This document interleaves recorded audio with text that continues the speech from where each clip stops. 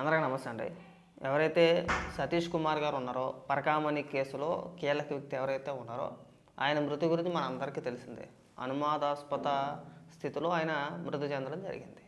అయితే ఇక్కడ ఒక క్లారిటీ ఏంటంటే, వైఎస్ఆర్సీపీ పార్టీ అఫీషియల్ పేజీలో చంద్రబాబు నాయుడు గారి చేతిలో కత్తి పెట్టి వాళ్ళు ఏమని రాసుకొచ్చారంటే, ప్రభుత్వ వేధింపులతోనే సతీష్ కుమార్ మృతి, ఇది ముమ్మాటికి చంద్రబాబు సర్కారు హత్యే.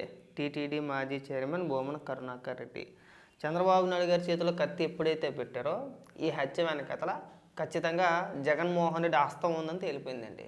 ఎందుకు అంటానంటే ఈ మాట, గతంలో జగన్మోహన్ రెడ్డి గారి సొంత బాబాయ్ అంటే రాజశేఖర రెడ్డి గారి సొంత తమ్ముడు ఆయన చనిపోయినప్పుడు కూడా చంద్రబాబు నాయుడు గారి చేతిలో పెద్ద కత్తెట్టి నారాసుర రక్త చరిత్ర అని చెప్పేసి అని రాశారు.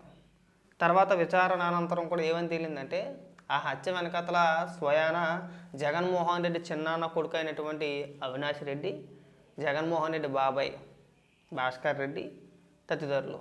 ఇంకా అందులో మెయిన్ ఏంటంటే వైఎస్ రాజశేఖర రెడ్డి కుటుంబ సభ్యులే ఎక్కువ ఉన్నారు. అంటే జగన్మోహన్ రెడ్డికి అన్నదమ్ములు కావచ్చు, బాబాయిలు కావచ్చు, వాళ్ళే ఉన్నారు. వాళ్ళ కుటుంబ సభ్యుల్లో ఒకరైన వివేకానంద రెడ్డి గారిని చంపేసి ఆ నేరం చంద్రబాబు నాయుడు గారి పైన తోసేసి సాక్షిలో రాసుకొచ్చిన వార్త ఇవాళకి మన అందరికీ గుర్తే. సేమ్ ఇక్కడ కూడా అదే స్క్రిప్ట్ అండి. చంద్రబాబు నాయుడు గారి చేతిలో కత్తెట్టారంటే దాని అర్థం ఏంటి? దీని వెనకాతల 100% కూడా జగన్మోహన్ రెడ్డి హస్తం ఉన్నట్టే. జగన్మోహన్ రెడ్డి ఆదేశాలు లేకుండా భూమన కరుణాకర్ రెడ్డి ఏ పని చెయ్యడు. ఇది అందరికీ తెలిసిన విషయమే. అది భూమన కరుణాకర్ రెడ్డి ఆదేశాను అంటే వాళ్ళ ఆదేశాలు ఉన్నాయా, వాళ్ళే చేయించారా అనేది విచారణలో తేలుద్ది. వీళ్ళు మాట్లాడినంత లేగ్గా మనం మాట్లాడలేం. కానీ ఎప్పుడైతే చంద్రబాబు నాయుడు గారి చేతిలో కత్తెట్టారో ఖచ్చితంగా సేమ్ స్క్రిప్ట్ ఇది. వివేకానంద రెడ్డి గారి హత్య కేసులో ఏదైతే ఒక స్క్రిప్ట్ ఒకటి రచించి రుద్దేసే ప్రయత్నం చేశారో ఇక్కడ కూడా అదే జరుగుతుందండి. వీళ్ళు తేల్చేస్తారు. ముందు ఎవరు మాట్లాడారు? ఈ హత్య అంటే ఆయన మృతి వార్త వినగానే స్టార్టింగ్లో ఆత్మహత్య అని చెప్పేసి రుద్దేసే ప్రయత్నాలు చేశారు, భయంకరంగా చేశారు.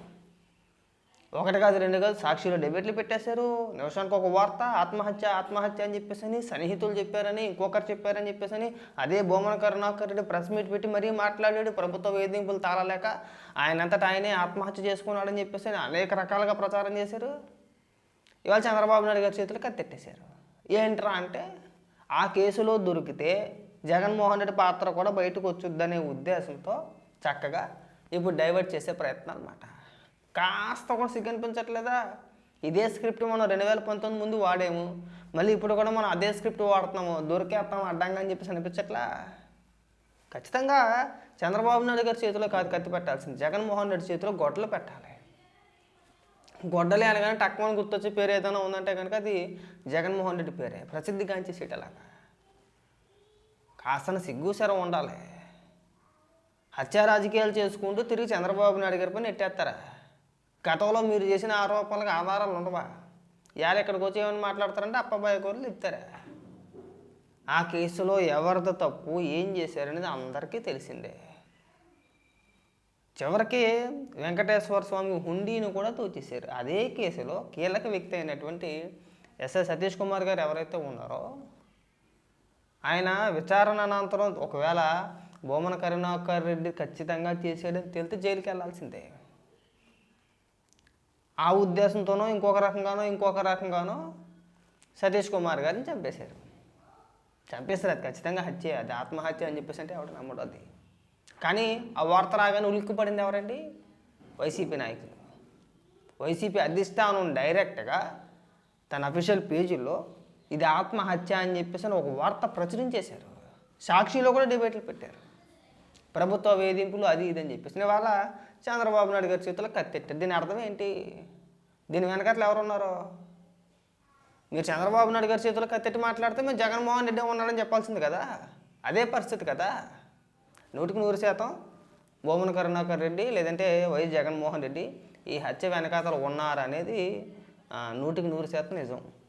అంటే వీళ్ళు చేసే ప్రచారాన్ని ఉద్దేశించి మనం మాట్లాడదలుచుకుంటే అదే నిజమనే అభిప్రాయం మనకు తెలుస్తుంది. చూసారు కదా, ఇక్కడ చాలా పెద్ద కత్తెట్టేశారు. ఇక్కడ కాస్త ఇంగిరిజ్ఞానం లేదు వీళ్ళకి.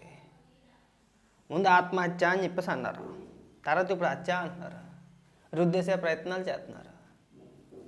విచారంలో తేలుద్దండి, తొందరపడమాకండి.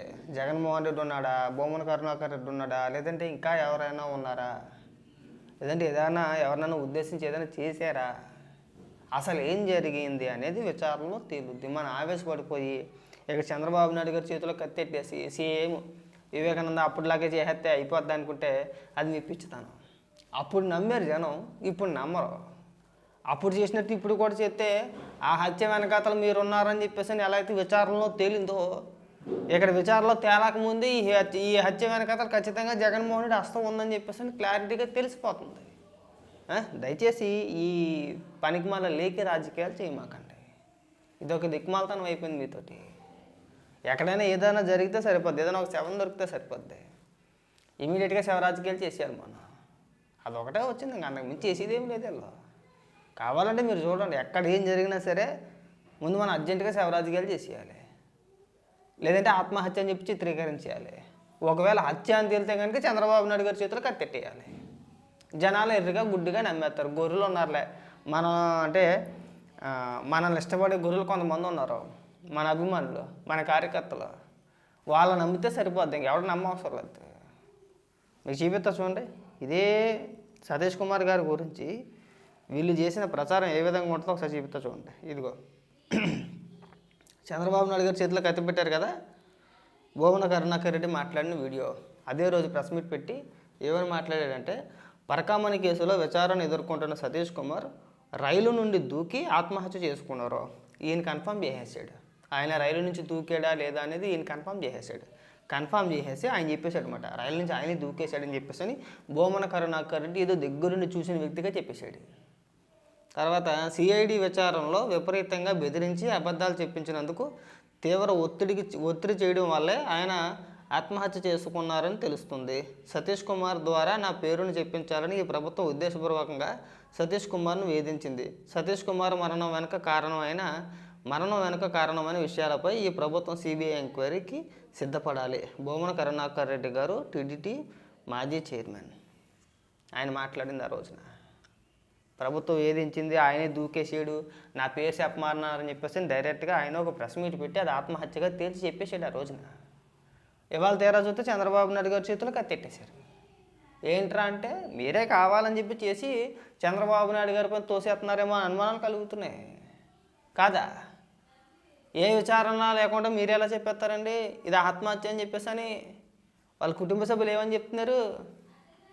వాళ్ళ కుటుంబ సభ్యులు, అన్నదమ్ములు, పిల్లలు, అంటే చిన్నాన్న పెదనాన్న పిల్లలు అంతా కూడా మీడియాతో మాట్లాడుతూ, మా అన్నయ్య అంత పిరుకుడు కాదు, చనిపోయేంత ఇది కాదు, ధైర్యవంతుడు, ఎలాంటి ఒత్తిడి లేదు, రాత్రి రైలు ఎక్కేటప్పుడు కూడా కుటుంబ సభ్యులతో బ్రహ్మాండంగా మాట్లాడాడు. అలాంటిది ఇలా జరగడం జీర్ణించుకోలేకపోతున్నాం మేము. ఇది ఆత్మహత్య కాదు, ఖచ్చితంగా హత్యే. దీని వెనకాతల భూమన కరుణాకర్ రెడ్డి ఉన్నాడని చెప్పేసి డైరెక్ట్గా మీడియాతో మాట్లాడుతుంటే ఇంకా మీరు వచ్చి ఇక్కడ అప్పాబాయ కవర్లు తెప్పింటే ఎవడన్నా నమ్ముతాడా? కాస్త సిగ్గనిపించట్లా? ఉండాలి కదా మనకు కూడా. మనం ఒక ప్రచారం చేసేటప్పుడు కాస్త మనకు కూడా సిగ్గు సెరవు లాంటిది ఉండాలి. లేకపోతే అట్ట కనీసం జనం ప్రజలు అసహించుకుంటారని ఇంగిత జ్ఞానం లేకపోతే ఎలాగండి? ఎంతసేపు ఒకటే స్క్రిప్టా? దాదాపు దశాబ్ద కాలం పాటు 2014 నుంచి ఇవాళ వరకు కూడా ఒకటే స్క్రిప్టా? అది చంద్రబాబు నాయుడు గారిని బూచిగా చూపించే ప్రయత్నమేనా? ఆయన చేతిలో కత్తెట్టేస్తారో, ఆయన చేయని వ్యాఖ్యలు చేశారని చెప్పేసి విష ప్రచారాలు చేస్తూ ఉంటారో, ఓ పక్కన రుద్దేస్తూ ఉంటారో. అంటే మీ విష ప్రచారాలకి ఇంకా అంతు లేకుండా పోయింది. ఇంకా ఇదొక దిక్కుమాలతనం అయిపోయింది మాకు. దయచేసి ఈ కత్తులు పెట్టడాలో, విష ప్రచారాలు చేయడాలో, చంద్రబాబు నాయుడు గారి ప్రభుత్వం ఏదో కావాలని చెప్పేసి వేధించి ఈ చెప్పే ప్రయత్నాలు చేయమాకండి. ఒకవేళ ఆయనకి ఇబ్బంది కలిగి ఉంటే ఆయన ఒక పోలీసు అధికారి, సామాన్య వ్యక్తితో ఇంకొకరు కాదు, ఏదో భయపడిపోయి లేదంటే ఇంకొక రకంగా చేసుకోవడానికి. వాళ్ళు మానసికంగా చాలా దృఢంగా ఉంటారు. ఏ పోలీసు అధికారులు అయినా సరే మానసికంగా చాలా దృఢంగా ఉంటారు. చిన్న చిన్న బెదిరింపులకో ఇంకొకటికో ప్రాణాలు తీసుకునేంత ఇది ఉండదు. మీరు చాలా లీగ్గా, లేదంటే మనకు ఉన్నారులే, మన కార్యకర్తలు గొర్రెల్లే, మనం ఏం చెప్పినా నమ్ముతారులే అనే ఉద్దేశంతో మీరు ఏది పడితే అది మాట్లాడితే తిరిగి తిరిగి అది జగన్మోహన్ రెడ్డి మెడకే చుట్టుకుంటుంది. మేము కూడా మాట్లాడచ్చు, జగన్మోహన్ రెడ్డి చేతిలో ఒక పెద్ద గొడ్డలు పెట్టి జగన్మోహన్ రెడ్డి కావాలని చెప్పి చేయించాడని చెప్పేసి అని మాట్లాడచ్చు. అప్పుడు మీకు మాకు తేడా ఉండదు. విచారణ జరుగుతుంది, తేలవండి. తప్పు చేసినోడు ఎవడైనా సరే, అది ఏ పార్టీకి సంబంధించిన వ్యక్తి అయినా సరే ఖచ్చితంగా శిక్ష అనుభవించాల్సిందే. ఇదంతా చిన్న ఆషామాషి వ్యవహారం కాదు. అనవసరంగా మీ పేరుని మీరు పోగొట్టుకున్నట్టు ఉంటుంది. ఇంకా ఈ విష ప్రచారానికి ఎక్కడికైనా పులి స్టాప్ పెడతారని చెప్పేసి అని అనుకుంటున్నాను.